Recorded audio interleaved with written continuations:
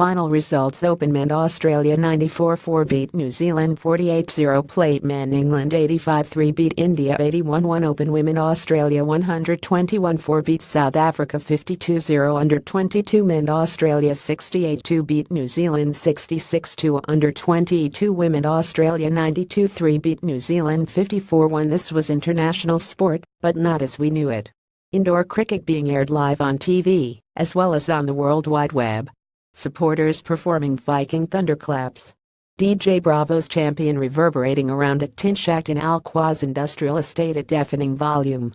And then, at the end of it all, the most normal thing imaginable: Australia won. Maybe the Indoor Cricket World Cup of Dubai 2017 was not quite such a bizarre experience after all.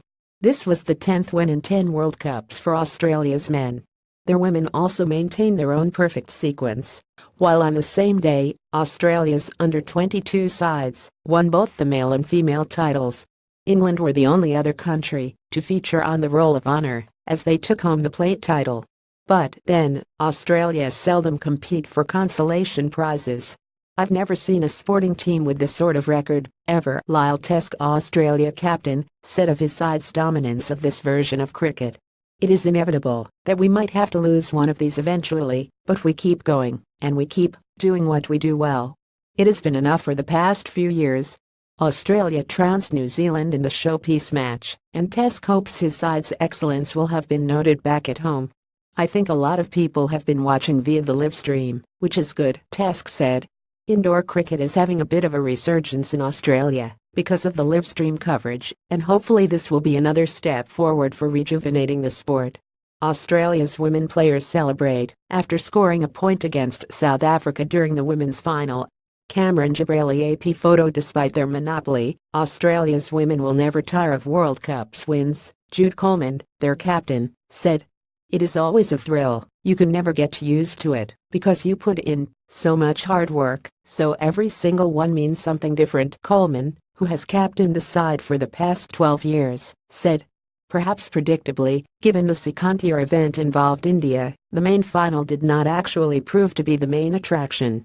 The plate finale was played out in front of a frenzied atmosphere between England and India. England eventually secured a last-over win. Despite its relatively early start at 11 a.m., the noise generated was every bit as raucous as at the night games of earlier in the week, when hundreds of Indians flocked to Innsbruck after work. The main blue mass of Indian support all congregated on the benches directly behind the bowler's arm. When the bowlers were at the top of their marks, the Indian supporters were hollering in their ears from close range just beyond the tension netting. The most choice sledges were reserved for the 3 players of Asian origin in the England side.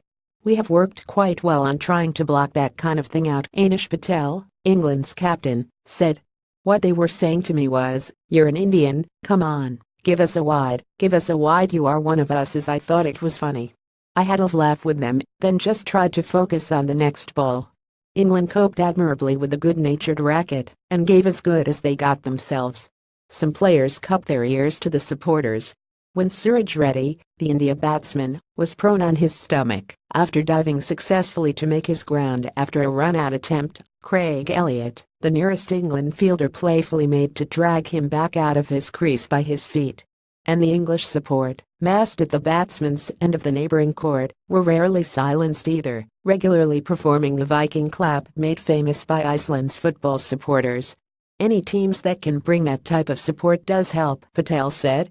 Sometimes players can't deal with that, but I thought we handled it well.